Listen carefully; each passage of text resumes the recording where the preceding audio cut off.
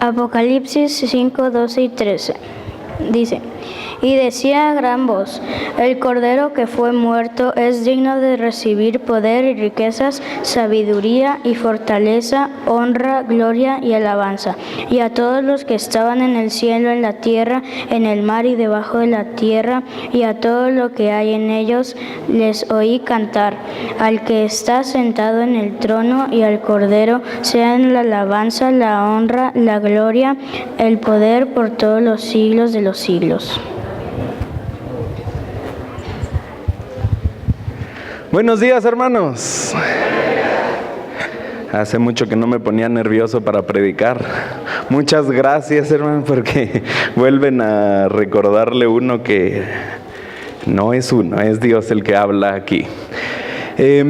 Saben que estamos la Invasión González, por si no la habían visto ya. Aquí están todos la Gonzaliza, que ya somos los grandes González. Antes estábamos pequeños. Así me acuerdo que la primera vez que prediqué estaba más chico que ustedes aquí, y me pusieron un banquito porque no alcanzaba. Y miren, ahora hasta me quedó bajo esto. Estamos los González aquí felices, festejando, unidos, y pues queríamos unirnos también a la familia que son ustedes, que es la Iglesia Central de Chihuahua. Muchas gracias porque nos permiten pues compartir la palabra de Dios, estudiar juntos esta mañana las verdades de Dios.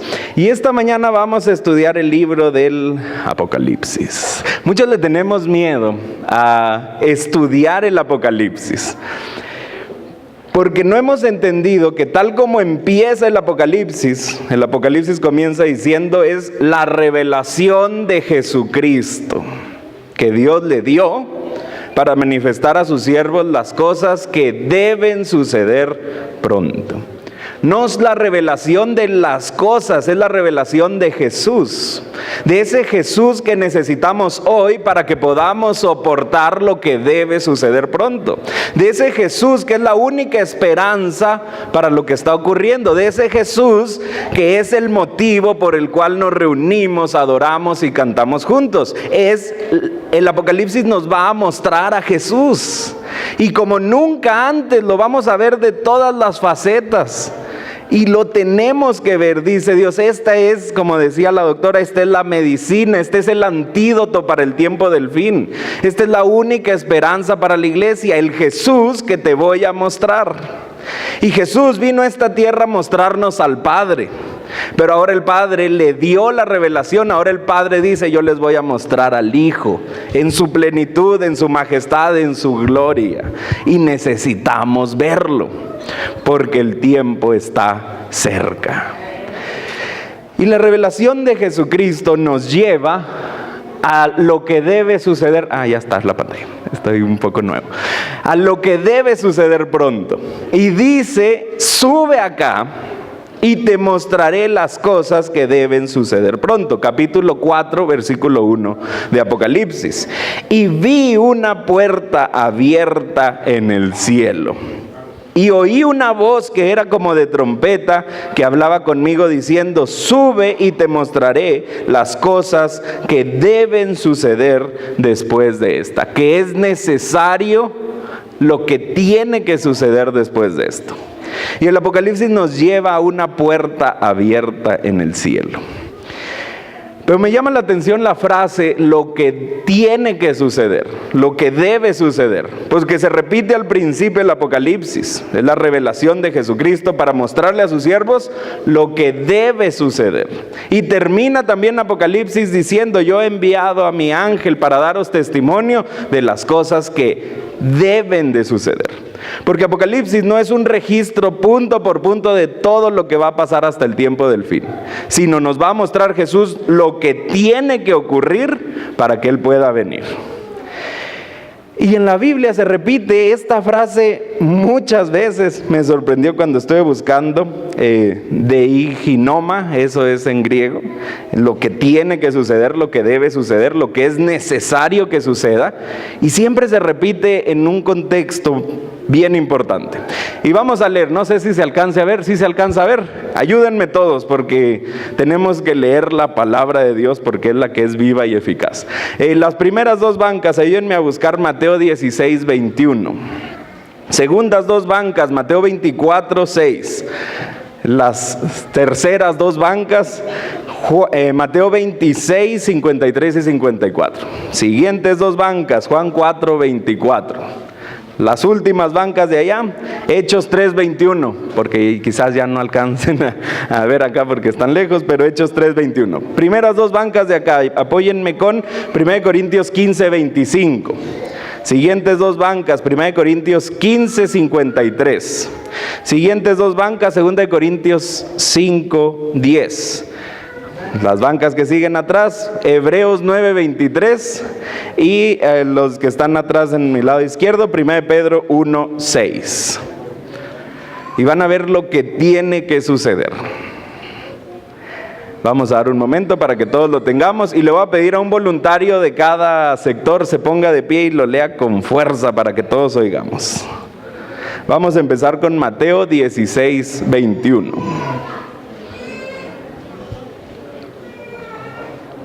¿Quién dice yo? Ya están poniéndose de acuerdo. Muy bien. Mateo 16, 21. Eso, hermana. Desde entonces comenzó Jesús a declarar a sus discípulos que le era necesario ir a Jerusalén y padecer mucho de los ancianos, de los principales sacerdotes y de los escribas, y ser muerto y resucitar al tercer día. Muchas gracias. Fíjense lo que dice Jesús. ¿Saben qué? Necesito ir a Jerusalén, sufrir, morir y resucitar. Es necesario. No vayas, Jesús, te van a matar. Es necesario. Mateo 24, 6. Alguien que me ayude, ahí fuerte. Mateo 24, 6. Oiréis de guerras y rumores de guerras. Mirad que no os turbéis, porque es necesario que todo esto acontezca, pero aún no es el fin. Muchas gracias. Va a haber guerra, pero ¿qué? No se asusten. Es necesario, no se espanten que Trump, que los misiles contra Corea. Es necesario. Que la guerra contra el narco. Es necesario. Siguiente, Mateo 26, 53 y 54. ¿Acaso piensas que no puedo ahora orar a mi Padre y que Él no me daría más de 12 legiones de ángeles? Pero ¿cómo entonces se cumplirían las escrituras de que es necesario que así se haga? Muchas gracias. Fíjense, ¿qué hizo Pedro? Sacó el machete y voló orejas. Era el mocha orejas de la antigüedad. Pero dijo Jesús, ¿tú crees que yo no puedo defenderme? ¿Tú crees que no puedo mandar ángeles? Pero es necesario que yo sea entregado. Es necesario. Juan 4, 24. Juan 4, 24 y váyase preparando allá atrás Hechos 3, 21. Adelante, hermano. Dios es espíritu y los que le adoran en espíritu y en verdad es necesario que adoren. Muchas gracias. Fíjense lo que dice, es necesario que haya adoradores. Es necesario que haya adoradores, pero que adoren en espíritu, de corazón, con sentimiento y en verdad, con la razón y con la verdad de Dios. Es necesario que haya adoradores que combinen las dos cosas, porque en el mundo va a haber muchos adoradores que adoran de corazón pero sin la verdad. Y hay otros que van a adorar con mucha verdad y sin nada de corazón. Pero es necesario, hoy más que nunca se necesita gente que adore en espíritu y en verdad. Hechos 3, 21. Adelante, hermana. Eso.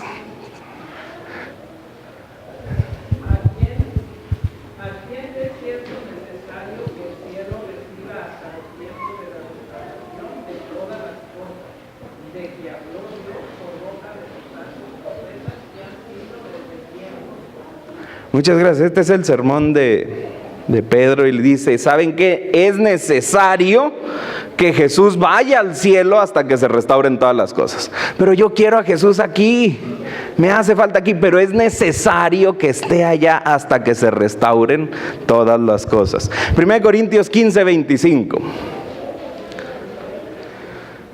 Porque es preciso que que reine hasta que haya puesto a todos sus enemigos debajo de sus pies. Muchas gracias. Fíjense, es necesario, es preciso que Él reine hasta que acabe con todos sus enemigos. 1 Corintios 15, 53. Adelante, hermano.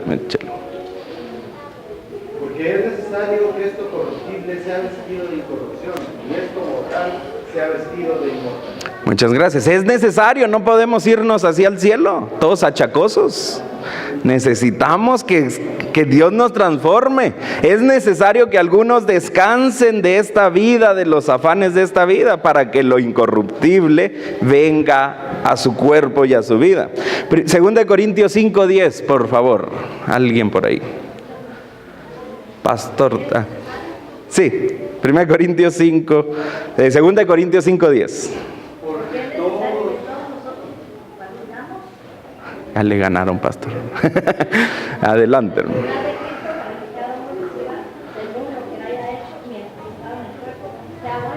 Muchas gracias. Fíjense lo que dice: es necesario que todos pasemos por el juicio. Es necesario que todos comparezcamos ante el tribunal de Cristo. Es necesario que seamos juzgados nosotros. Todos. Es necesario. Hebreos 9:23. Pues es necesario que las figuras de las cosas celestiales fuesen purificadas así, pero las cosas celestiales mismas con mejores sacrificios que estos. Muchas gracias. Es necesario purificar el cielo. Es necesario que las cosas celestiales se purifiquen de la duda que metió Satanás allá en el cielo. Es necesario. Y 1 Pedro 1:6.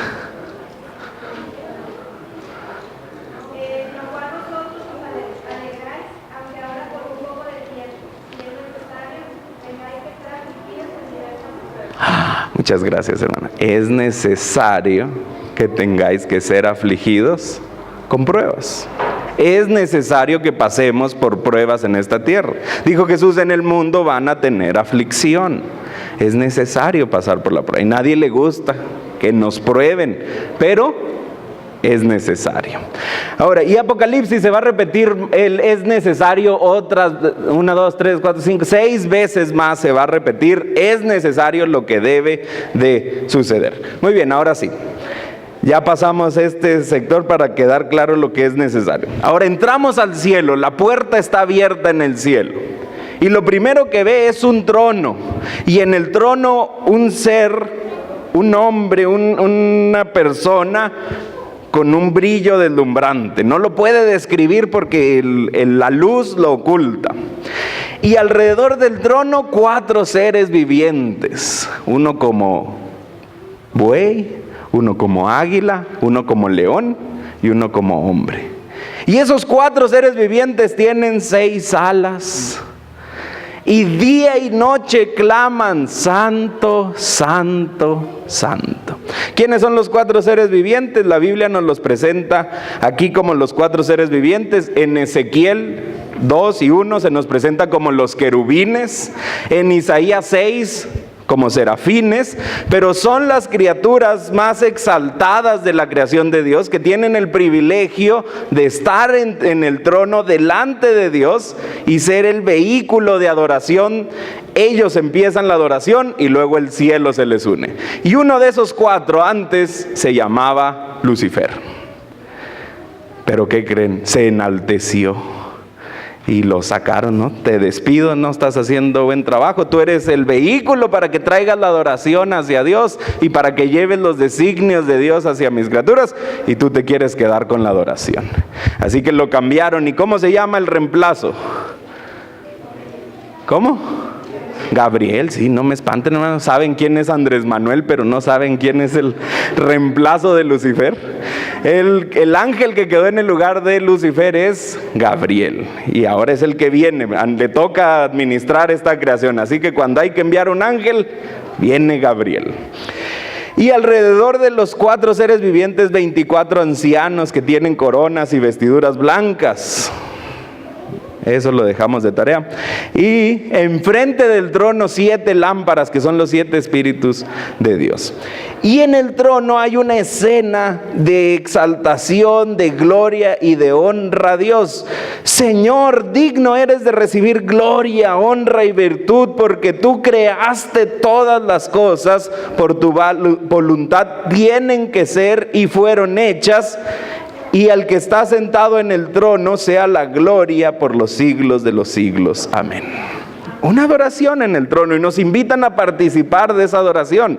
Y a veces nosotros no entendemos el privilegio de que cada vez que estamos aquí unidos como iglesia, dice que Jesús nos lleva hasta el trono de la gracia. Tenemos entrada hasta el trono, y nuestros cantos se unen a los cantos de los ángeles, y lo reconocemos como creador, porque este es el séptimo día, porque en 6 días hizo Jehová los cielos y la tierra, y hoy, porque Él es creador, nos unimos a la adoración.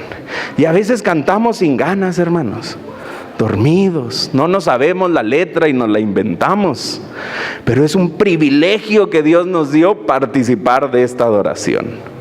Somos privilegiados. Después del trono, después de Apocalipsis 4, viene Apocalipsis capítulo 5. Y se presenta un cordero como inmolado, que tiene 7 cuernos, que representa todo el poder, y tiene 7 ojos, que son los espíritus de Dios que están siendo enviados a toda la tierra. Es la plenitud del Espíritu Santo, que en ese momento, cuando Cristo es entronizado en el cielo, Él envía a su Espíritu Santo a la tierra. En cuanto lo ponen como Dios y se sienta en el trono, lo primero que hace Jesús es acordarse de sus 120 que se quedaron allá. Y lo primero que hace al recibir el trono es enviar el mejor regalo que nos puede dar, que es el Espíritu Santo. Y ese fue el día del Pentecostés. Esto está ocurriendo el día de Pentecostés. Pero entonces aparece un rollo.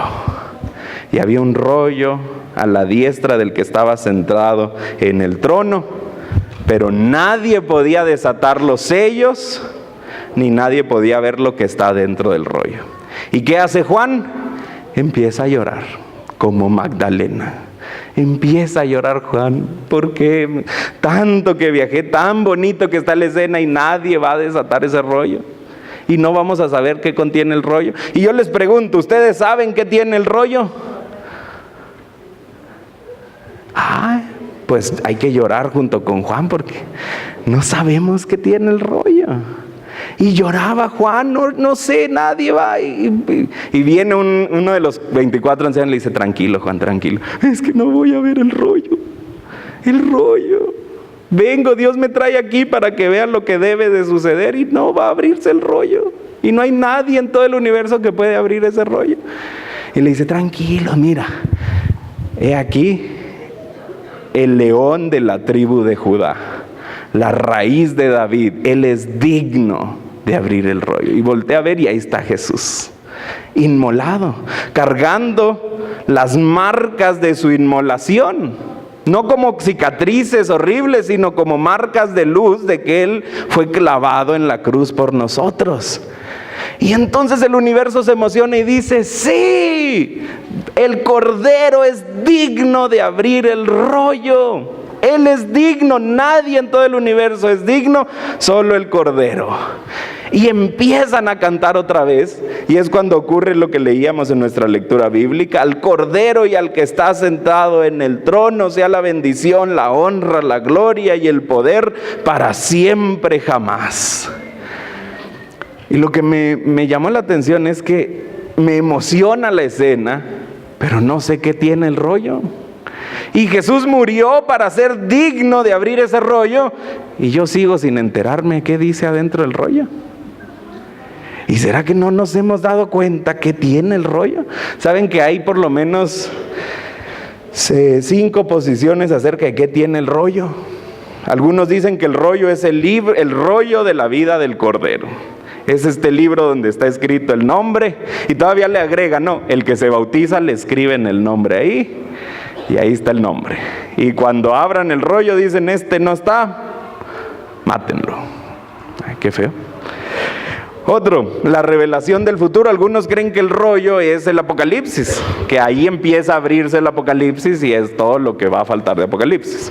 Otros creen que es el plan de redención de Dios. Otros que es un testamento, un título de propiedad en el que Dios le da a Cristo a la gente, con nosotros como su propiedad. Y otros creen que es un libro del pacto o el libro de Deuteronomio, porque cuando ponían un rey, cuando lo iban a entronizar al rey, decían: ahora tú has llegado a ser el Hijo de Dios.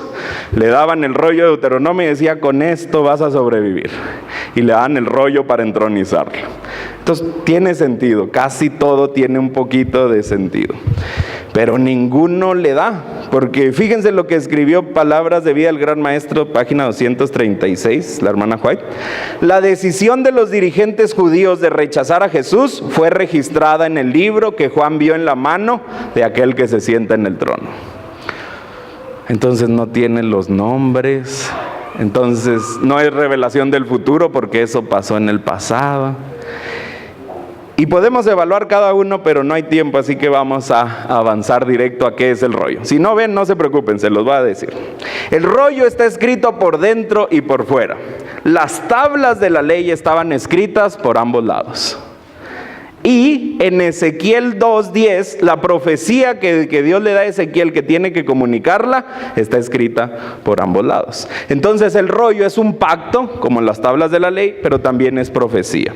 ¿Qué más tiene el rollo? El rollo, y esto es muy importante, solo puede ser abrir por Cristo, solo puede ser abierto por Jesús.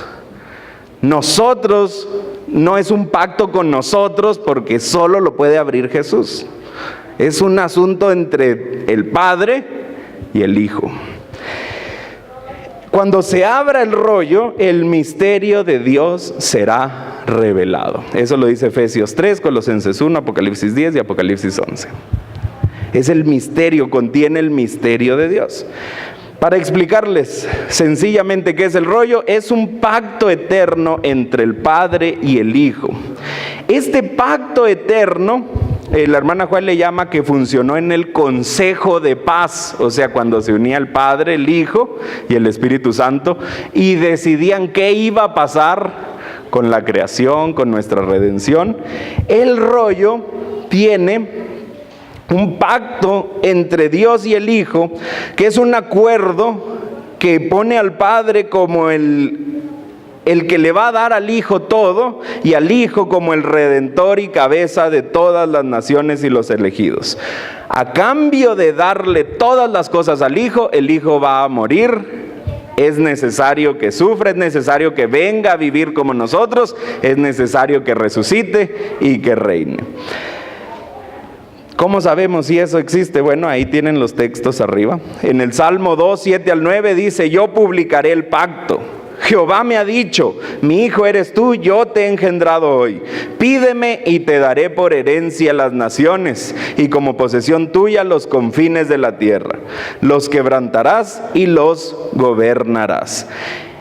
Y también el Hijo vuelve a repetirse en el Salmo 40 y el Salmo 89, donde Jesús habla de que el Padre me prometió todas las cosas, pero yo tengo una obra que hacer. El pacto eterno se refleja cuando Jesús viene a esta tierra. Jesús dijo: el Padre me ha dado una labor que hacer, tengo aquí una obra que realizar, tengo una misión. Y aquí viene lo bonito. Jesús repite en San Juan por lo menos unas 15 veces que Dios le había dado gente a él. Él dijo: los que tú me diste, los he guardado. Tengo otras ovejas que no son de este redil. A su tiempo las voy a traer. Los que tú me diste, y repite una y otra vez: los que tú me diste, los que tú me diste, los que tú me diste. Y es que en el pacto entre el Padre y el Hijo está tu nombre y mi nombre escrito. Y ahí dice David: tú me lo diste yo para que yo muriera por él. Pero si él decide, como dice aquí, la decisión de los judíos fue escrita en ese rollo. Si él decide ser libre, él es libre. Tú me lo diste para que tenga libertad de elegir, pero él decide si quiere vida eterna o no. El pacto es el pacto entre el Padre y el Hijo. y la salvación estaba para todos nosotros y todos nuestros nombres estaban ahí escritos, pero algunos dijeron: yo no quiero estar en el rollo del Cordero, yo estoy muy ocupado, es que estoy sacando mi casita de Infonavit y ahorita no puedo, es que me da mucha flojera levantarme temprano los sábados, es que eso de Jesús está muy difícil. Y dijo: no, a mí no me pongas en ese rollo. Pero para abrir el rollo hay 7 sellos que se tienen que romper. Y los 7 sellos son lo que debe de ocurrir para que el Padre le dé todas las cosas al Hijo y el Hijo herede todo y reine por los siglos de los siglos. ¿Y qué debe de suceder? Bueno, lo primero que debe suceder, vamos por favor todos a Apocalipsis 6, versículo 1.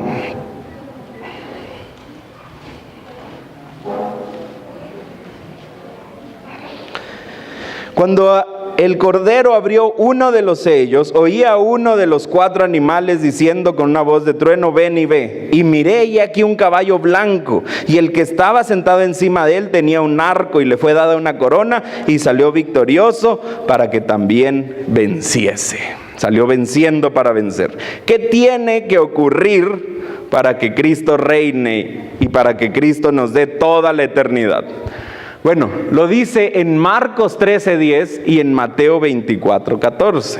Fíjense lo que dice, solo voy a leerles Marcos 13:10. Y es necesario que el Evangelio sea predicado a todas las naciones, porque el Evangelio del reino será predicado por testimonio a todo el mundo. Y entonces, ¿qué tiene que ocurrir? Lo primero que tiene que ocurrir es que se predique a Jesús. ¿Y eso dónde inicia? Pues inicia en el año 33, cuando Cristo asciende al cielo. Desde ahí es necesario que se predique, y desde ahí surge este caballo a rondar la tierra y a decir: vamos a predicar, vamos a predicar. Y la predicación no termina, sigue y sigue y sigue hasta que Cristo venga. Pero es necesario que ocurra. Y lamentablemente es lo único que nos toca a nosotros. Por eso no ha ocurrido la venida de Jesús, por eso no se abre el rollo, porque ahorita no tengo tiempo para hablarles a otros de Jesús. Pero este caballo salió con fuerza. Y aunque las 10 vírgenes se durmieron, todas se durmieron, 5 se despertaron. Así que aunque ahorita todos estamos dormidos, tenemos que despertarnos, hermanos. Tiene que ser predicado el Evangelio. Tiene que salir este jinete semejante a Jesús, que es su iglesia, para decirle al mundo que Cristo viene pronto. Segundo sello, abrió el segundo sello, versículo 3. Y oí un segundo animal que decía: ven y ve. Y salió otro caballo bermejo, y el que estaba sentado sobre él fue dado poder de quitar la paz de la tierra y que se maten unos a otros, y le fue dada una grande espada. Guerra. Es necesario. Y justo después de que se predicó el Evangelio poderosamente, cae la Pax Romana, empieza Roma a decaer y empieza a haber guerra otra vez. Y la primera guerra fue contra los cristianos. Pero ¿qué dijo Jesús? ¿Saben qué? Va a haber guerras y va a haber rumores de guerras. Pero no se asusten, es necesario que haya guerra. Es necesario que el universo contemple qué pasa cuando la gente no es guiada por Dios. Y cuando Dios no está en nuestra vida, cuando Dios no está en nuestro corazón, la guerra es un resultado natural. Fíjense las familias, somos el núcleo de la sociedad, no nos tenemos a nadie más, pero sin Dios vivimos de la greña. Y es necesario que se vea eso para que Dios diga: necesitamos a Dios en el matrimonio, si no, no nos vamos a deshacer aquí uno al otro, nos vamos a acabar. La guerra, desde que se abre el sello, va a continuar hasta que Cristo venga. Tercer sello. ¿Cuál es el tercer sello? Versículo 5. Cuando abrió el tercer sello, oí al tercer amiral que decía: ven y ve. Y miré, y aquí un caballo negro, y el que estaba sentado encima de él tenía un peso en su mano. Y oí una voz en medio de los 4 seres vivientes que decía: 2 libras de trigo por 1 denario, y 6 libras de cebada por 1 denario. Pero no hagáis daño ni al trigo, ni al vino, ni al aceite. El hambre es necesario. Después de este periodo de guerras del año de los primeros 2 siglos, después del cristianismo, vino el hambre en la tierra. Como Roma estaba en decadencia, como había invasiones de los hunos, pues empezó a haber escasez de comida. Y más que esto, se refiere a un hambre espiritual, un hambre de Dios. Y sobre todo aquí ocurrió porque la iglesia empezó a negociar con el mundo, a descuidar el estudio de la palabra. Y cuando nosotros negociamos con el mundo y descuidamos el estudio de la Biblia, hay hambre. Hay hambre en la iglesia, hay hambre en la tierra, hay hambre de Dios. Hay hambre. Pero dice: no toques ni el vino ni el aceite. ¿Qué es el vino? ¿Qué representa el vino cuando tomamos la Santa Cena? La sangre de Jesús. Eso sigue estando disponible para que todo aquel que en él crea tenga la sangre de Cristo para limpiarlo. ¿Y el aceite? El Espíritu Santo sigue estando ahí para el que lo pida. Aunque la gente tiene hambre de Dios, la gente se olvida de Dios, aunque hay hambre en esta tierra, no solo espiritual sino física, la sangre de Cristo sigue siendo abundante y gratuita para todo aquel que quiera ser limpiado por ella. Y el Espíritu Santo sigue estando disponible para todo aquel que quiera recibir el Espíritu Santo. Y fíjense, el cuarto sello, versículo 7, muchas gracias. Y miré, y aquí un caballo amarillo, y el que estaba sentado sobre él tenía por nombre Muerte, y el infierno le seguía. Le fue dada potestad sobre la 4ª parte de la tierra para matar con espada, con hambre, con mortandad y con las bestias de la tierra. El color amarillo aquí es la misma palabra que corrupción. Es un color podrido, como amarillo. Sí, así feo. No crean que es amarillo canario, así muy bonito. No, es algo podrido. Y representa cuando la iglesia de Dios se corrompió, se pudrió. Y cuando lo mejor llega a las manos de Satanás, se convierte en lo peor. Cuando el mejor ángel del cielo se envanece y se corrompe, se convirtió en el peor enemigo del universo. Cuando el joven más diestro, más fuerte, el que predica más bonito, el que tiene muchos dones, cae, se corrompe, se convierte en el peor enemigo de la iglesia. Dice el Conflicto de los Siglos que cuando vengan los tiempos difíciles, los que salgan de nuestra iglesia se van a convertir en los más acérrimos enemigos del pueblo de Dios. Y cuando la iglesia se corrompió, se convirtió en una iglesia que mataba, que torturaba, que perseguía. Se convirtió en lo peor. En una iglesia que impedía el desarrollo de la ciencia, que impedía que la gente estudiara la Biblia, que mataba, que torturaba, que perseguía, que vendía la sangre y el perdón de Cristo Jesús a cambio de dinero. Se corrompió.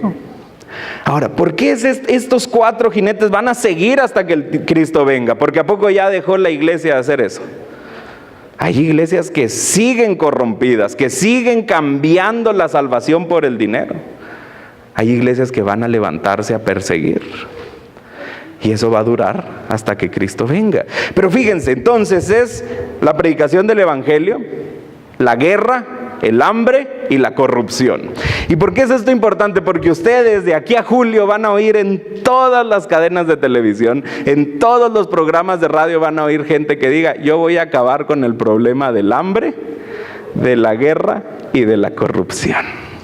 Va a haber falsos cristos, falsos mesías que dicen: voten por mí, yo les resuelvo esto. Yo acabo con la guerra, yo acabo con el hambre, yo acabo con la corrupción. Y algunos, lo peor es que si nosotros como adventistas que conocemos lo que va a pasar y decimos: sí, hermanos, hay que votar por él va a acabar con todo esto y nos va a dar paz. Y Jesús les dijo: miren, se va a poner peor, es principio de dolores. Nosotros tenemos que decirle al mundo, voten por quien sea, pero ninguno de ellos va a acabar ni con la guerra, ni con el hambre, ni con la corrupción.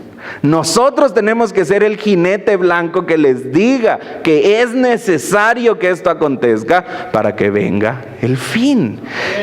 Y justo el quinto sello es un clamor a Dios. Vi a las almas de los decapitados por causa de Jesús. Los que habían predicado por Cristo y que murieron, las vi clamando justicia.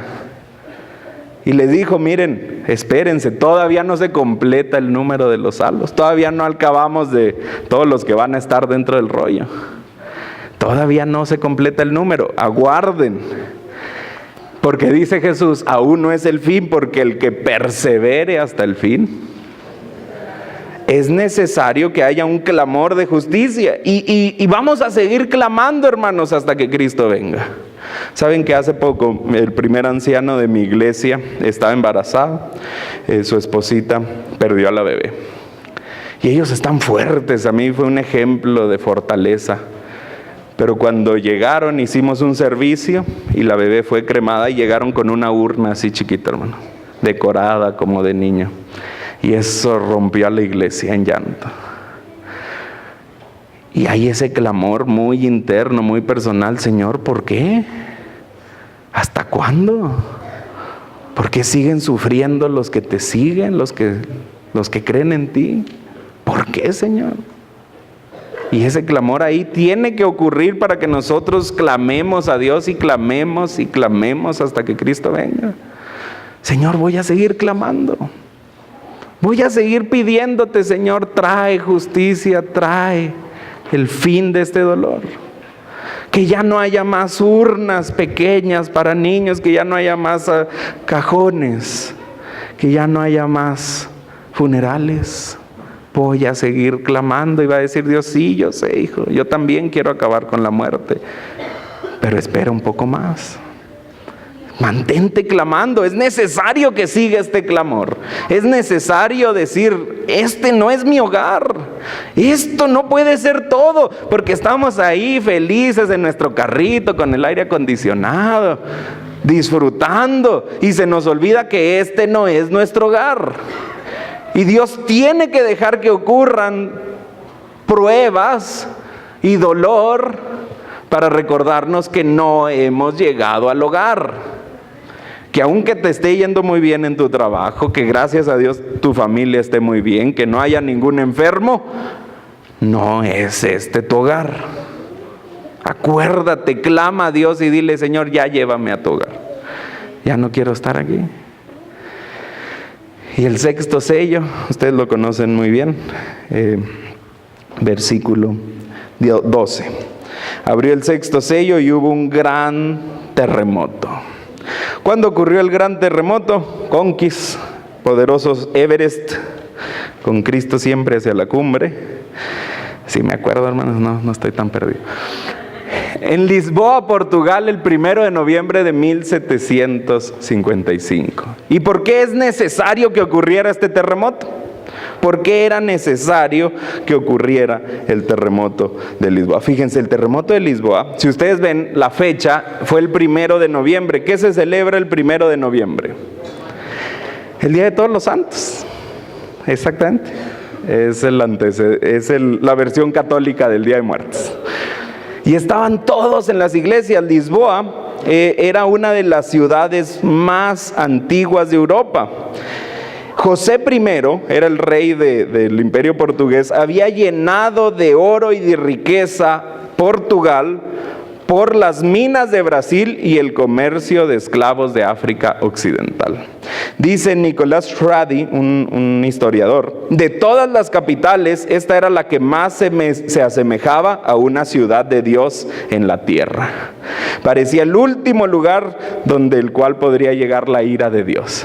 Había 40 iglesias, 130 oratorios, 90 conventos, y el mismo rey portugués José I era un fiel devoto del catolicismo.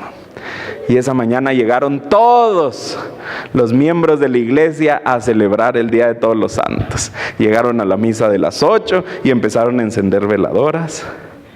Y a las 9:30 de la mañana, las placas tectónicas chocaron y hubo un terremoto que, como lo pueden ver, se sintió hasta América y África.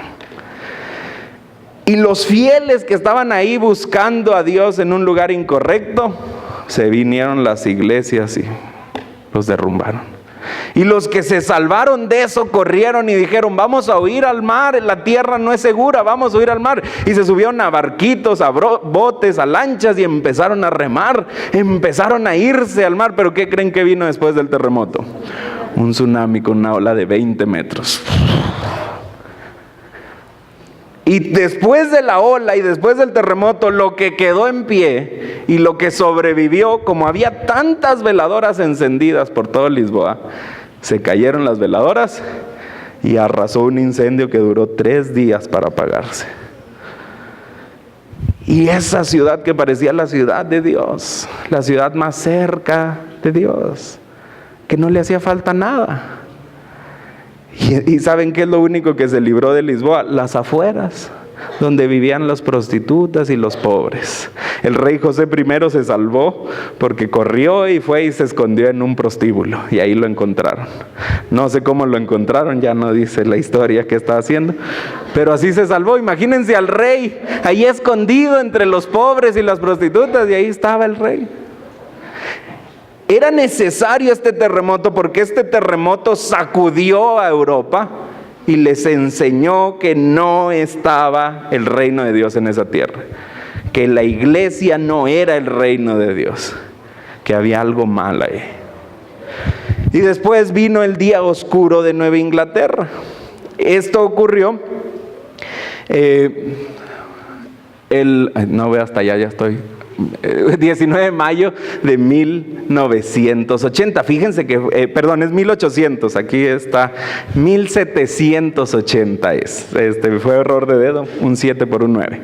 En 1780, esto ya no ocurrió en Europa, ahora ocurrió en Nueva Inglaterra, en la zona de las 13 colonias, donde estaba naciendo Estados Unidos. Y ocurre esta oscuridad, el día oscuro, justo al mediodía, cuando estaba el sol más fuerte, de pronto dejó de verse el sol. Y no era una oscuridad normal, porque dicen los historiadores de la época que encendían una vela y no podían ver la flama que estaba frente a ellos. ¿Y esto? ¿Dónde quedó mi vela? Y los animales empezaron a ir a dormir y se enloquecieron. Las vacas ya no sabían si ir a pastar o regresarse a dormir, y empezaron a bramar ahí, perdidas, perdieron a sus becerritos ahí, y fue un caos.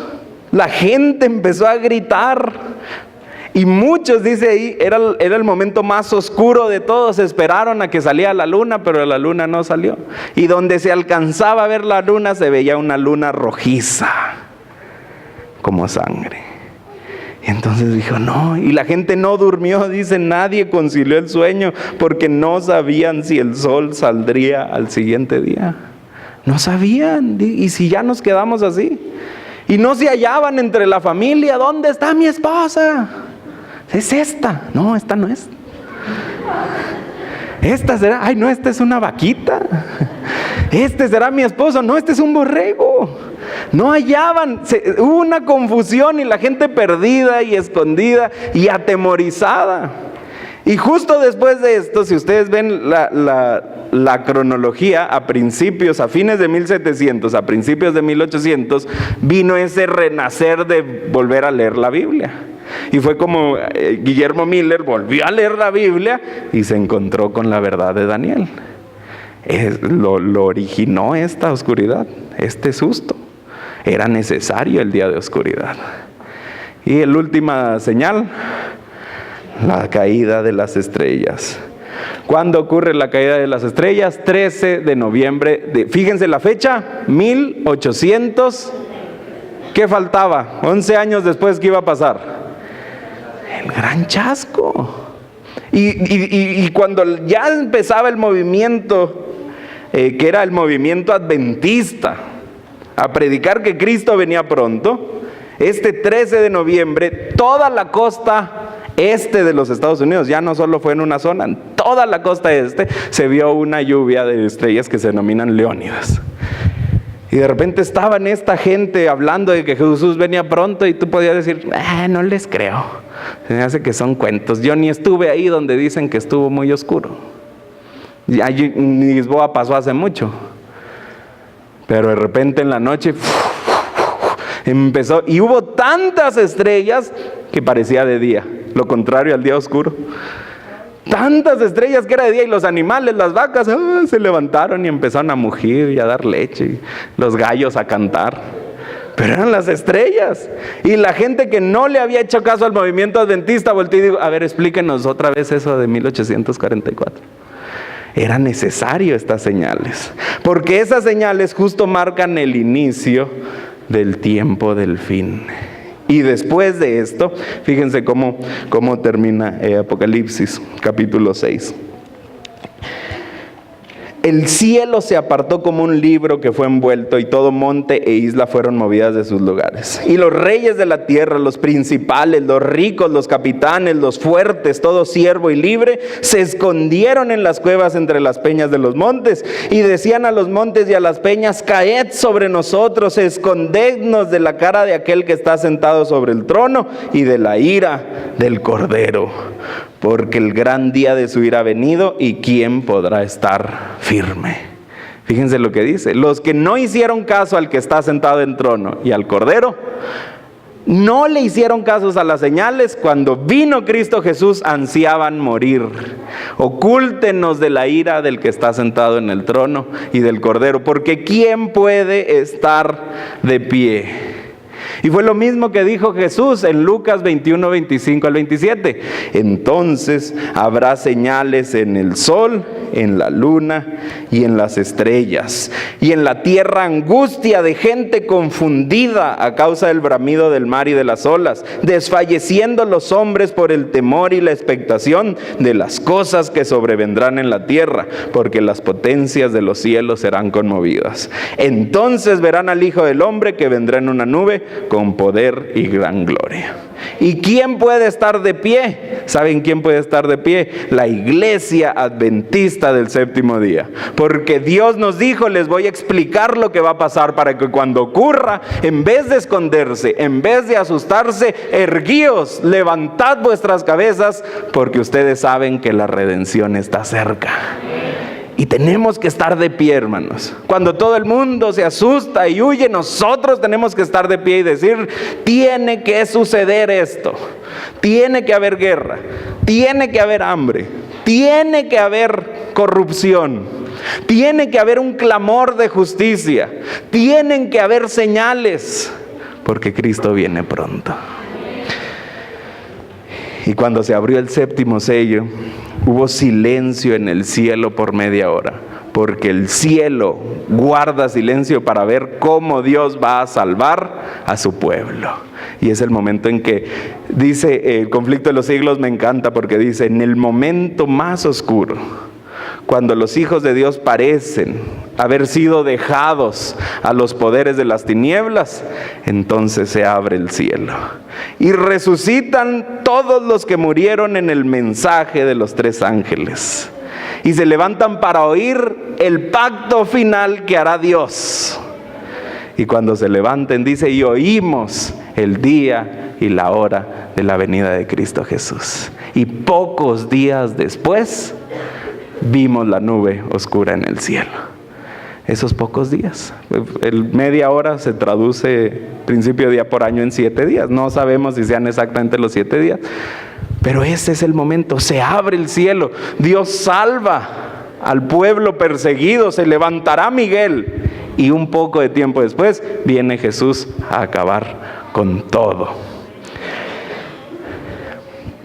Yo quiero que quedemos con este mensaje, hermanos.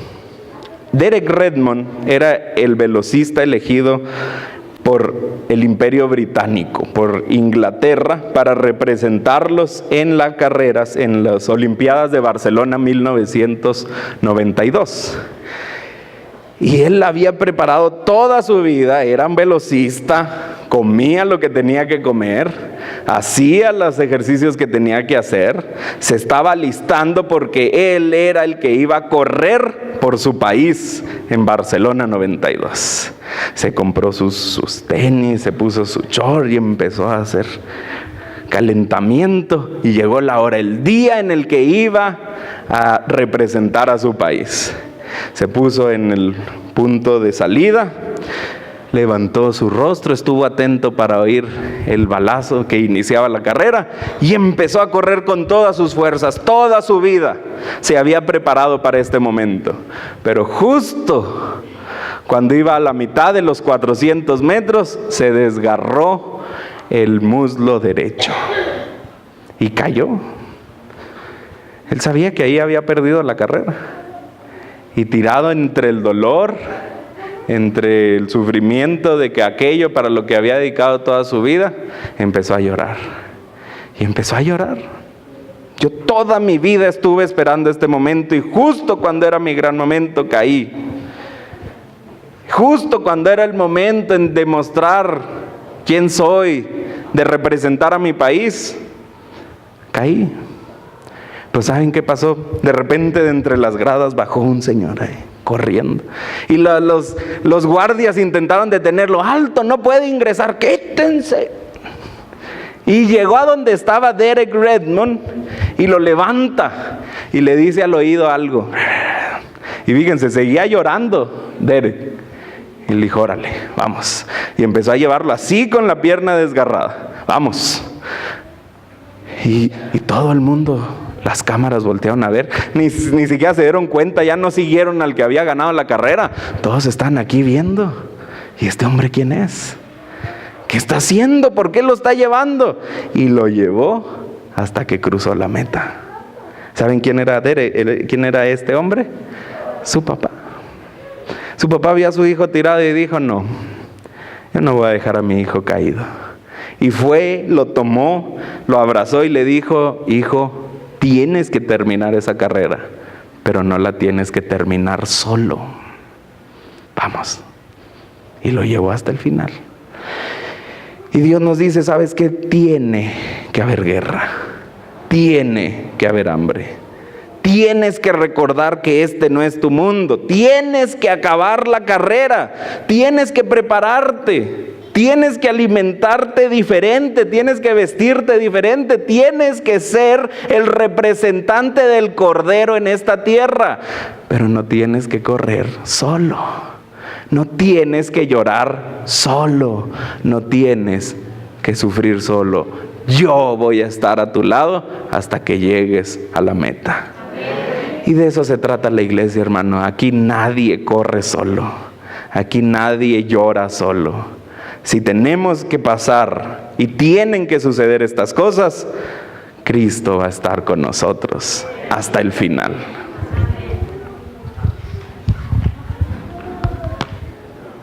Vamos a terminar entonando las estrofas del himno El Rey que viene cerca está. El Rey que viene cerca está.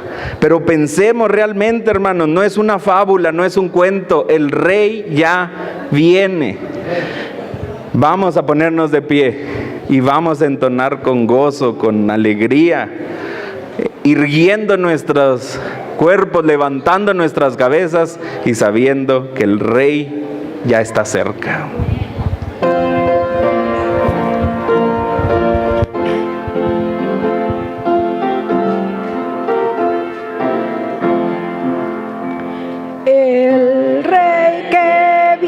Cerca está el mismo que en la cruz murió, mas solo viene esta vez por los que rescató. Cerca está, a las puertas mismas llega yo, viene presto, a las puertas llega ya. 168. De su venida Señal muchas por doquier. Y pronto el podrán los siervos ver. Cerca está, a las puertas misma llega ya.